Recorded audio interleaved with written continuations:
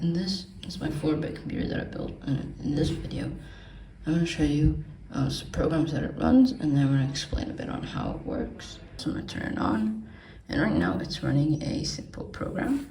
And all the program is going to do is it's essentially 4 nested loops that are each going to run 15 times before it actually reaches the end, in which case it'll output 6 or 0, 1, 1, 0. So I'm just going to remove this capacitor and let the 555 timer go crazy. There we go. You can see it finished, has halted at the number 6. Either way, this program was just a stress test to see if the computer can run a complex program. And I'll put it on screen right here what it looks like. And so now we're going to do a different program. So I just take my Arduino and I can program my EEPROM super easily, and then take it back out. Alrighty, and this program is supposed to calculate the 6th Fibonacci number. So yeah, let's reset that.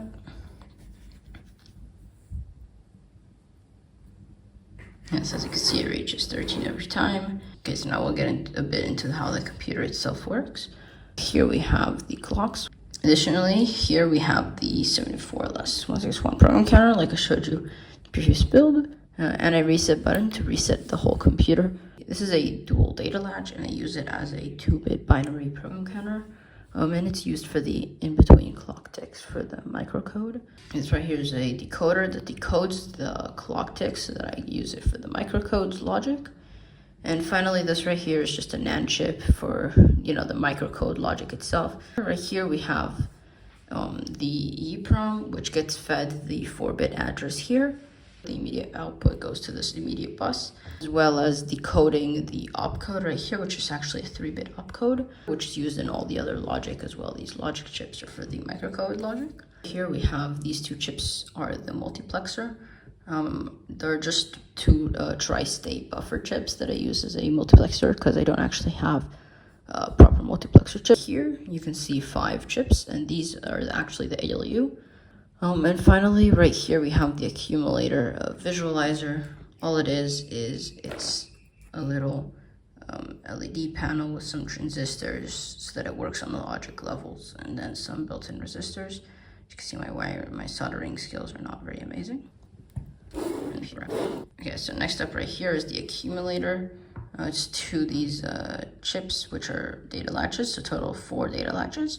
Then here we have the RAM chip, alongside NAND chip to invert it, because the output's inverted. And then finally we have another register here, which is basically identical hardware-wise to the accumulator. And what this register does is it allows for paging. Essentially, in order to achieve more complex programs like the Fibonacci program that's running right now, or even the nested loop program, it took way more than 16 lines of code.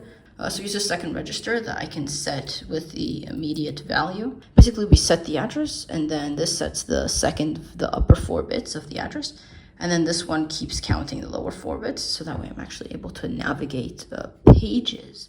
That about sums up the build, and I'm probably going to do something next. I'm either going to upgrade the hardware a bit to make it a bit more capable, add input, or I'm totally just going to build something different.